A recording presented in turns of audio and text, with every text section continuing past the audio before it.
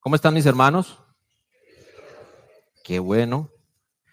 Le voy a invitar a que abra su Biblia en Lucas capítulo 9. Reuniendo Jesús a los 12 discípulos, les dio poder y autoridad sobre todos los demonios y para sanar enfermedades.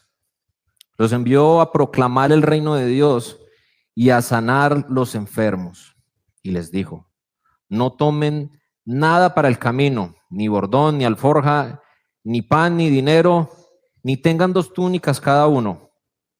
En cualquier casa donde entren, quédense allí, y sea de allí su salida. En cuanto a los que no los reciban, al salir de esa ciudad, sacudan el polvo de sus pies en testimonio contra ellos. Entonces salieron e iban por las aldeas anunciando el evangelio y sanando por todas partes. Herodes, el tetrarca, se enteró de todo lo que estaba pasando y estaba muy perplejo porque algunos decían que Juan había resucitado de entre los muertos. Otros, que Elías había aparecido, y otros, que algún profeta de los antiguos había resucitado. Entonces Herodes dijo: a Juan yo lo hice decapitar. ¿Quién es entonces este de quien oigo tales cosas? Y Herodes procuraba ver a Jesús. Cuando los apóstoles regresaron, dieron cuenta a Jesús de todo lo que habían hecho, y tomándolos con él, se retiró aparte a una ciudad llamada Betsaida. Pero cuando la gente se dio cuenta de esto, lo siguió. Y Jesús, recibiéndoles, les hablaba del reino de Dios y sanaba a los que tenían necesidad de ser curados. El día comenzaba a declinar y acercándose los 12 le dijeron: despide a la multitud para que vayan a las aldeas y a los campos de los alrededores y hallen alojamiento y consigan alimento, porque aquí estamos en un lugar desierto. Denles ustedes de comer, les dijo Jesús. Y ellos dijeron: no tenemos más que 5 panes y 2 peces, a no ser que vayamos y compremos alimento para toda esta gente, porque habían como 5,000 hombres. Y Jesús dijo a sus discípulos: hagan que se recuesten en grupos, como de 50 cada uno. Así lo hicieron, haciendo recostar a todos. Tomando él los 5 panes y los 2 peces, levantó los ojos al cielo, los bendijo, los partió y los iba dando a los discípulos para que se lo sirvieran a la gente. Todos comieron y se saciaron y se recogieron de lo que sobró los pedazos, que eran más o menos 12 cestas llenas. Amén. Un pasaje conocidísimo, ¿cierto? Creo que todos alguna vez hemos leído este pasaje, sobre todo la alimentación de los más de 5,000. Nosotros decimos 5,000, pero en realidad, si le ponemos cuidado al texto, fueron más. 5,000 eran los hombres. Ahí habían mujeres y niños, no los contaron. Y es como si hiciéramos ese cálculo aquí, ¿sí? Si nosotros decimos en esta iglesia hay 5,000 hombres, usted mira a su alrededor, aquí hay más mujeres que hombres. Entonces eso quiere decir más mujeres y niños que hombres, probablemente. ¿Sí? Mis hermanos, quiero que ustedes y yo esta mañana pensemos en lo que este pasaje nos lleva a reflexionar. Este capítulo 9, van a ver que está marcado por eventos trascendentales. Y es muy importante lo que está haciendo Lucas acá, porque nos está llevando a que nosotros respondamos una pregunta. Y esa pregunta la van a ver que luego viene y la responde Pedro.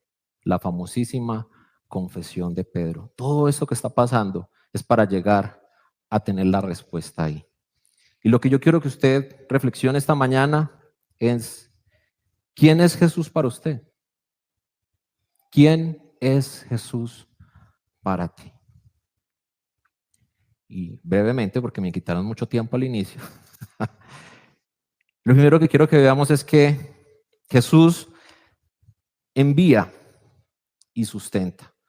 Vimos que Él toma a estos 12 apóstoles, les dice, mi gente, los voy a enviar y los manda, ¿sí? Y les da autoridad. ¿Para qué? Para sanar sobre demonios, para quitar enfermedades. Dios les da autoridad y los envía. Parece ser un viaje ministerial, ¿cierto? El Señor le está diciendo, vaya y haga esta labor y arranque.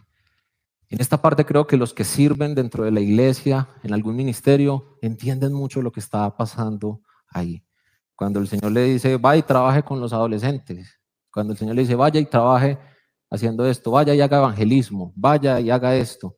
Usted ya, el Señor me está diciendo que vaya algo y el Señor le está diciendo, le doy autoridad para que sane, para que eche fuera demonios. Y usted dice, ¿cómo? Usted va contento, ¿cierto? Pero en medio de eso, van a ver que hay una instrucción que es rara, que desconcierta. En el versículo 3 lo vimos.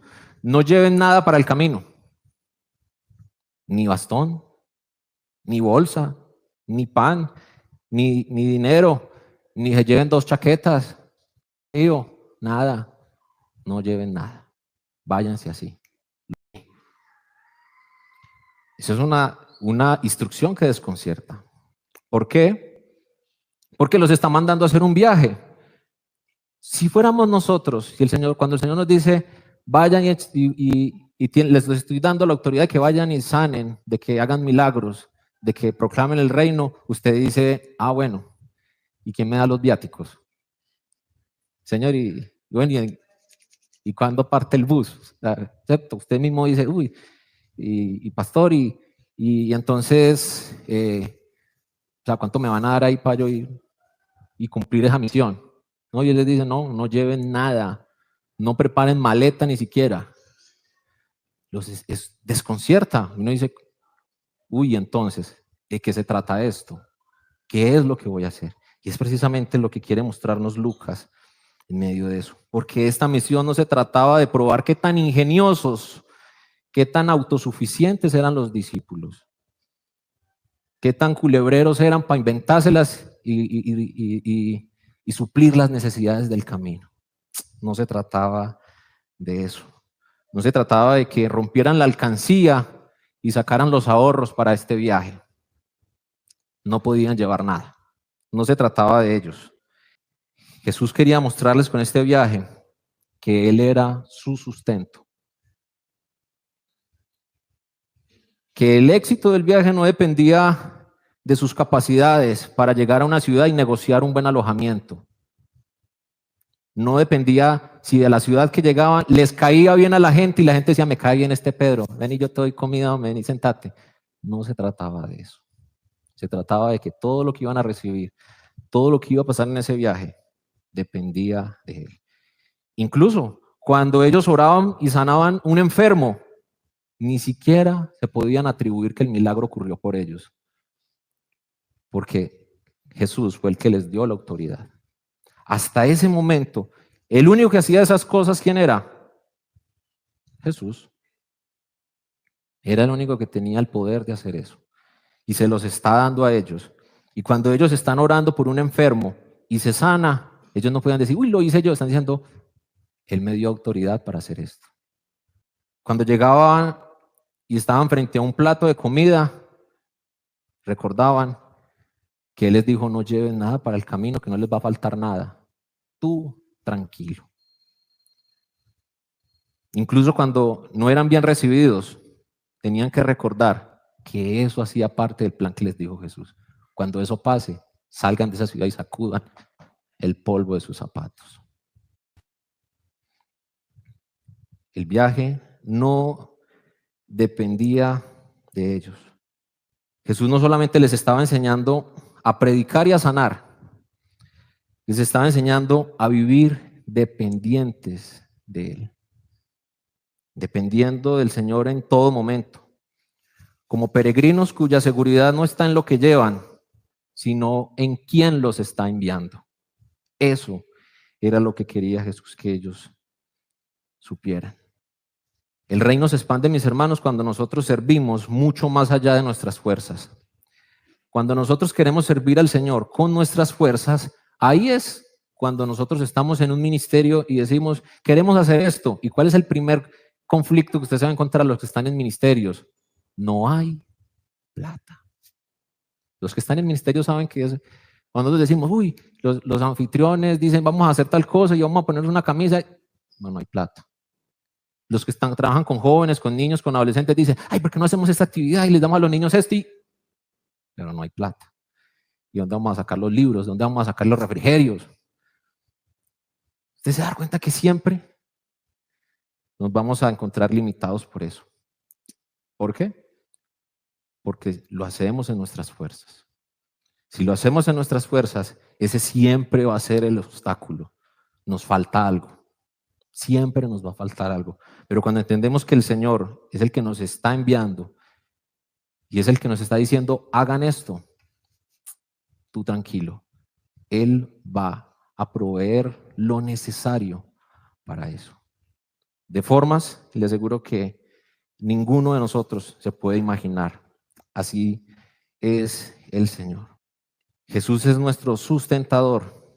Es el sustento de estos discípulos durante todo ese viaje. Están pensando constantemente en que todo lo bueno, todo lo que han recibido ha sido gracias a que Jesús ya les había dicho que eso iba a ser. Yo quiero que usted piense ahí. Esta primera pregunta, yo siempre hago preguntas, ¿cierto? ¿Confía usted más en lo que tiene o en quien lo envió? ¿Confía usted más en sus fuerzas, en lo que tiene en su bolsillo o en lo que Dios puede hacer? Hay una historia en las Crónicas de Narnia. Otra vez este man con las Crónicas de Narnia. En las Crónicas de Narnia hay una escena, un relato curioso, bien bonito. Es uno de los más bonitos. Se llama El caballo y el muchacho. Las Crónicas de Narnia. Es el tercer libro de los 7. Y déjenme contarles así los que no conocen la historia, los jóvenes sobre todo, yo sé que ya los he familiarizado mucho con las crónicas, muchos ya se los han leído, y aquí hay varios que también lo han leído. Este no está en película, tienen que leerse el libro. Aquí la historia es que hay un muchacho que se llama Shasta. Shasta está en una ciudad llamada, en un país llamado Calormen. Calormen es como la contraparte de los narnianos. Si lo traemos a nuestro mundo, es como decir los judíos son los narnianos y los calormenos son los árabes. Algo así. Entonces, este muchacho está en Calormen. Este muchacho no conoció a su papá y a su mamá. Fue criado por un pescador calormeno. Y este pescador trataba bastante mal a Shasta. Lo golpea, lo trata mal, no lo tiene más como un hijo, lo tiene como un criado, como un sirviente para él. Y Shasta tiene algo curioso, los calormenos son morenitos, su forma de su apariencia, y Shasta es todo lo contrario, es blanquito, es rubio, más parecido al aspecto de los narnianos dentro de la historia. Entonces, dentro de Calormen siempre es visto como un tipo raro, porque no es de allí. Shasta siempre ha querido, siempre mira hacia el norte, hacia donde está Narnia, y él dice que él quiere ir allá. No a Narnia, él dice que quiere ir en esa dirección, que es Narnia. Él quiere ir allá, a ese país, y toda su vida ha estado con ese deseo de ir. Hasta que un día se da cuenta que su padrastro, este señor, este pescador, lo quiere vender a un militar como un esclavo. Entonces él decide huir, y en medio de su huida decide ir hacia dirección a Narnia y se encuentra con un caballo llamado Bree, un caballo de guerra de porte alto, con una princesa que querían casar también a la fuerza, y ella decide volarse, también huir, y ella huye con una yegua llamada Win.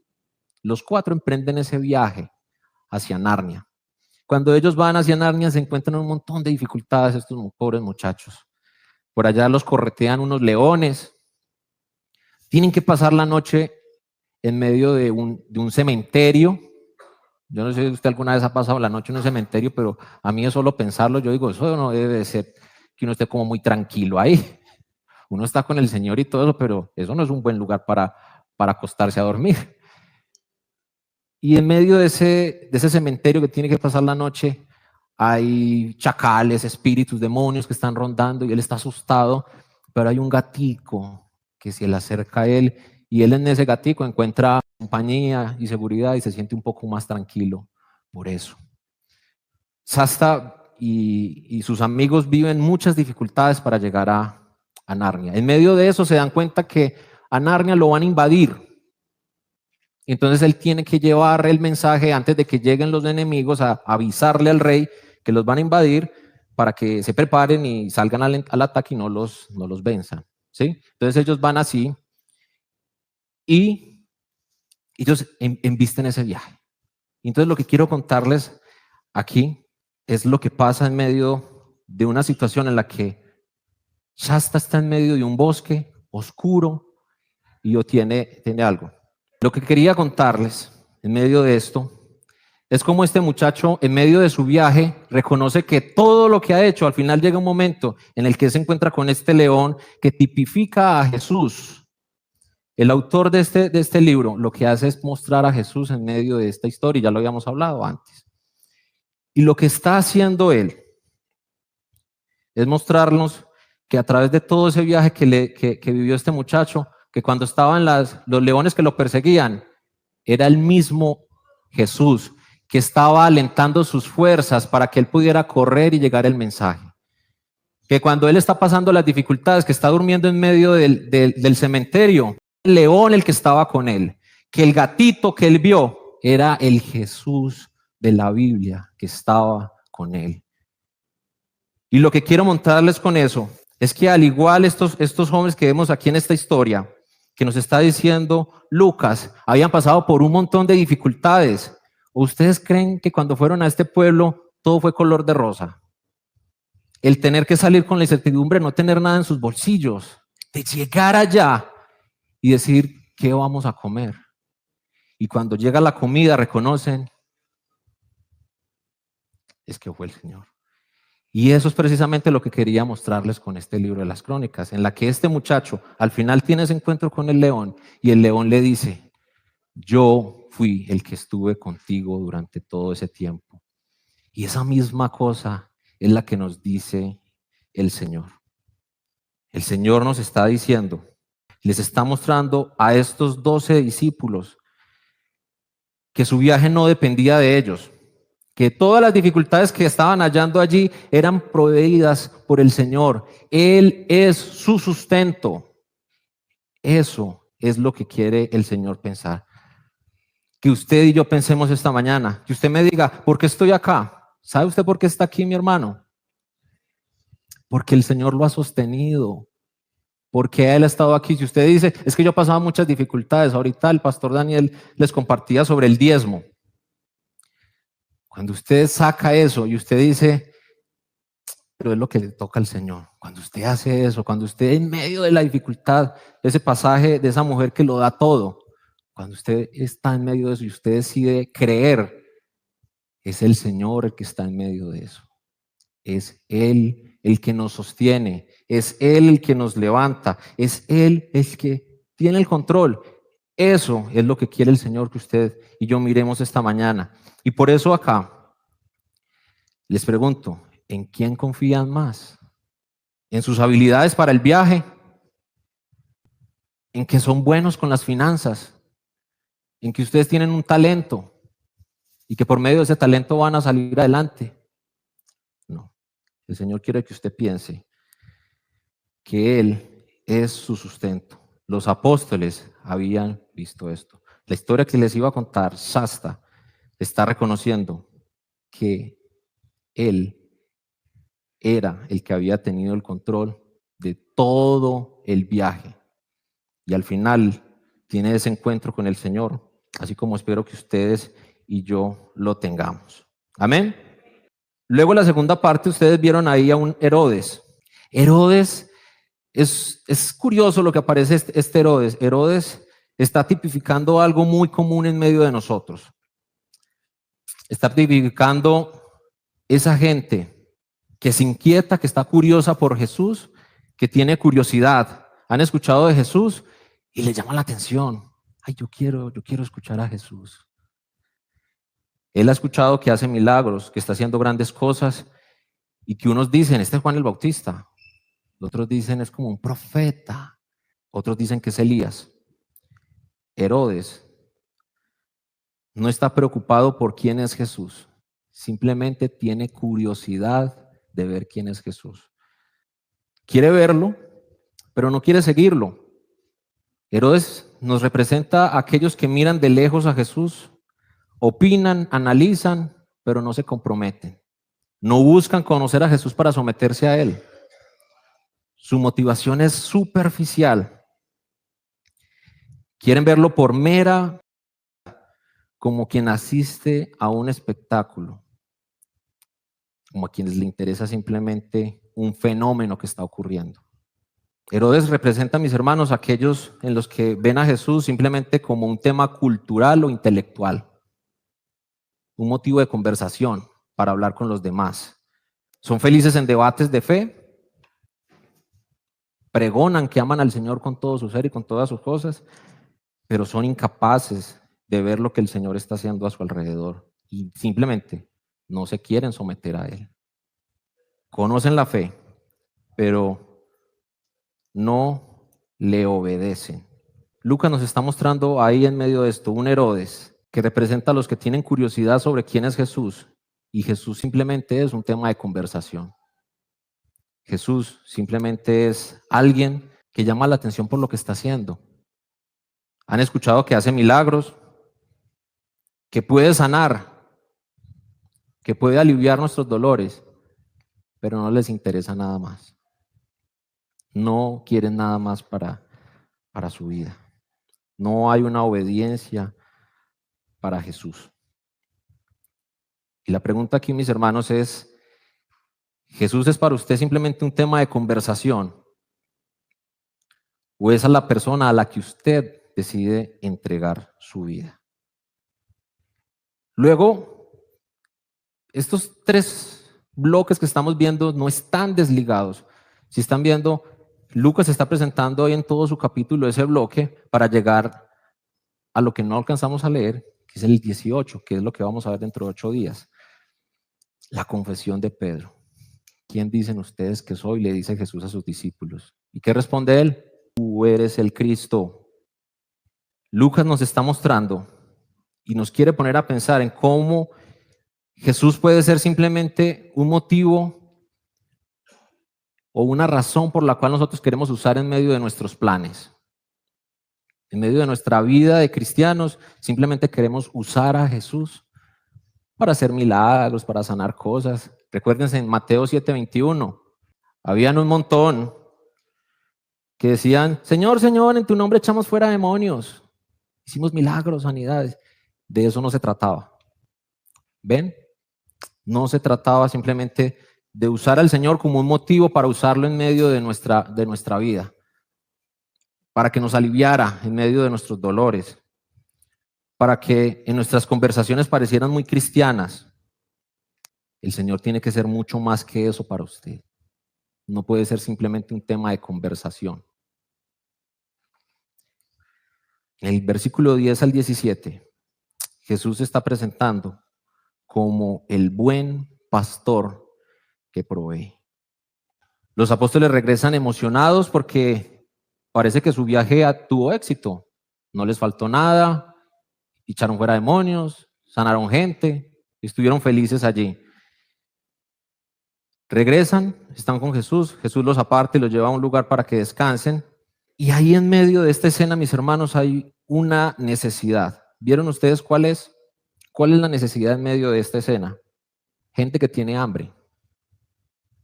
La gente ha seguido por días a Jesús y ya tienen hambre.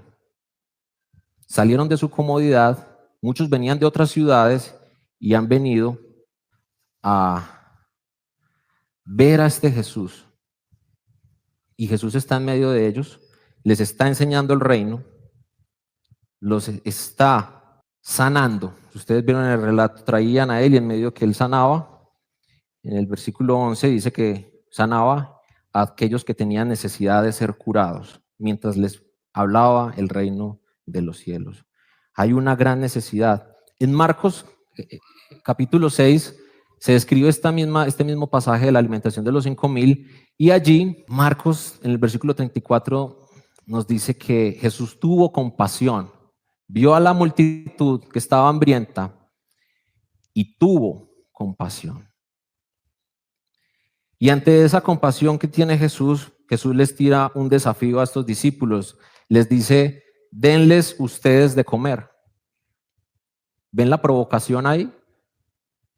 Denles ustedes. A ver pues, no venían pues de estar haciendo milagros. Denles ustedes de comer. Pero con esta provocación, mis hermanos, Jesús lo que les está queriendo mostrar es que el ministerio no se trata simplemente de hacer cosas, se trata de dar desde la dependencia a Dios. No es simplemente con anunciar el reino con palabras y milagros, sino de entender y tener la compasión que tiene Jesús. Jesús ve a la multitud y tiene compasión, ve que tienen hambre. ¿Qué vieron los discípulos ante esto? Ellos no vieron la necesidad, ellos vieron sus recursos, se mandan las manos a los bolsillos y dicen, pero ¿qué vamos a hacer? No hay sino 5 panes, 2 peces. Y por allá dice el otro, uy, pero ni con tantos denarios compramos comida para toda esta gente. Vieron que ellos se están centrando es en su capacidad, en los recursos que tienen. Se olvidaron, mis hermanos, de quién estaba con ellos. ¿Quién estaba con ellos? El mismísimo Cristo. El mismo que les había dado autoridad para hacer milagros unos 3 doritos antes. Antes de eso, les había dado toda autoridad. Ellos no pensaron en eso. ¿Por qué? Porque no habían unido la misión que les dio Jesús con la alimentación. Los está uniendo a pensar que Él es Cristo. Cuando ustedes ven este pasaje, en Lucas 9, tiene un montón de ecos del Antiguo Testamento. Cuando hablamos de ecos, mis hermanos, de alusiones al Antiguo Testamento, situaciones que pasaron en el Antiguo Testamento y que aquí se están repitiendo y que los israelitas que conocen muy bien, ellos están diciendo, uy, esto es lo mismo que hizo el Señor en el pasado y que nosotros también deberíamos de identificar. Una de ellas, cuando Jesús alimenta a estos 5,000, está haciendo eco de Éxodo 16. ¿Recuerdan qué pasó en Éxodo 16? Los estudiosos, a ver, el maná, el Señor sustenta a esta gente en el desierto, les da de comer. En Segunda de Reyes, capítulo 4, en el 42, hay una escena con Eliseo, el profeta Eliseo, que multiplica unos panes para 100 hombres. Esta gente está recordando eso. En Ezequiel 34, en todo ese capítulo, el Señor está diciendo que promete levantar un pastor que apacentará a todo su pueblo, que los hará descansar en verdes pastos. Y sobre todo, nos recuerda al famosísimo milenario Salmo 23. En lugares de delicados pastos me hará descansar. Cuando Jesús les dice, hay suficiente pasto, díganles que se sienten. Los está llevando a recordar que Él es el buen pastor. Aderezas mesa en presencia de mis adversarios. Siéntense y coman. Todo esto que se están viendo ahí en esa alimentación está haciendo eco al Antiguo Testamento. Jesús es ese buen pastor que nos cubre en el viaje, Suple todas nuestras necesidades durante el viaje, que no es simplemente un tema de conversación. Es el buen pastor que tiene compasión y recuesta a su pueblo y lo hace descansar en verdes y delicados pastos, que conforta nuestra alma. Piensen, mis hermanos, yo no sé si usted ha visto milagros del Señor. Yo en mis años como creyente he visto cualquier cantidad de milagros y de obrar del Señor. Y piensen en esos milagros, en esas cosas sobrenaturales en las que ustedes han visto al Señor obrar en sus vidas o en las vidas de los hermanos, de la vida eclesial, de la congregación. Piensen en esos momentos en los que ustedes han visto al Señor obrar milagrosamente. ¿Para qué creen que ha sido eso? ¿Por qué el Señor permitió eso? Mis hermanos, porque el Señor permite todos estos milagros en medio de nosotros, porque quiere llevarnos a reconocer quién es Jesús para usted. Eso es lo que usted y yo deberíamos pensar esta mañana. ¿Quién es el Señor para mí? ¿Quién es Jesús para usted? Les preguntaba al inicio. ¿Es simplemente la excusa para tener algo que hacer los domingos? ¿Es simplemente un tema de conversación? ¿Es simplemente un profeta? Alguien que hace cosas, maravillas y que uno dice, bueno, algo del Dios tiene que ver. O usted lo reconoce, como van a ver dentro de 8 días. Les hago el spoiler. Ante todo este alboroto, Jesús le pregunta, bueno, ¿y ustedes quién dice que soy? En ese momento, luego de todo lo que han vivido ellos, de reconocer que Jesús fue el sustento durante el viaje, Lucas nos está mostrando que Jesús no es simplemente un tema de conversación, que Él es el buen pastor que alimenta a su pueblo. Pedro no tiene nada más que decir, tú eres el Cristo. Y decir, mis hermanos, que Él es el Cristo tiene implicaciones para nosotros, y es lo que ustedes van a ver. Es donde Él dice en el versículo 23, si alguien quiere seguirme, niéguese a sí mismo, tome su cruz y sígame. Decir que Cristo es nuestro Señor, que Él para nosotros es el Cristo, que Él es nuestro Salvador, que Él es nuestro sustento, que todas las situaciones, por difíciles que sean, que hayan pasado en su vida, han sido porque Él ha tenido el control. Mis hermanos, yo he tenido el privilegio, considero, de conversar con muchos de ustedes. Y esta es una iglesia en la que, digámoslo así, predomina mucho las personas en las que tienen historias muy, muy fuertes. Han pasado por situaciones muy difíciles. Aquí hay mujeres que han sido violadas, han sido abusadas. Hay hombres también. Hay mujeres y hombres que han sufrido por años abusos, maltrato, que han tenido que guerrearla toda su vida. Que si no trabajan hoy, lo más seguro es que mañana no tienen que comer. Esa es nuestra realidad como iglesia. Muchos de nosotros hemos vivido así. Pero ¿saben qué es lo bonito? Lo que quería mostrarle con Shasta, que durante todo ese camino Dios siempre ha tenido el control. Aun cuando usted ha tenido miedo, que usted siente que lo hicieron correr, como le pasó a Shasta, ese león era Aslan el que lo hacía correr. Es el Señor en que incluso en medio del dolor nos hace correr, nos hace descansar, nos alienta, nos obliga a ser más fuertes. Todo eso es el Señor. Y en este momento usted debería estar pensando, ¿cuál es su respuesta ante la pregunta, ¿quién es Jesús para ti? ¿Es solo un respaldo para los planes? ¿Es simplemente un tema interesante? ¿O es el buen pastor que amas y sigues con todo tu corazón? Si el Señor es tu pastor, tienes que negarte a ti mismo y seguirle. Negarse a uno mismo significa morir a nuestros sueños, a nuestros planes y dejar que ya sean los planes de Él en nuestra vida. Significa caminar confiados, Que aún en medio de la escasez, cuando decimos, no tengo nada en los bolsillos, tú tranquilo, el Señor es el sustento. Y recordar esos pasajes bíblicos que yo sé que todos se saben muchos.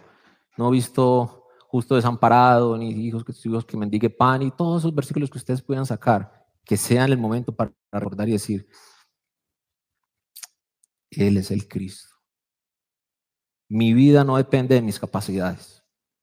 Mi vida depende de que Él es el Cristo para mí. Él es el Señor. Amén.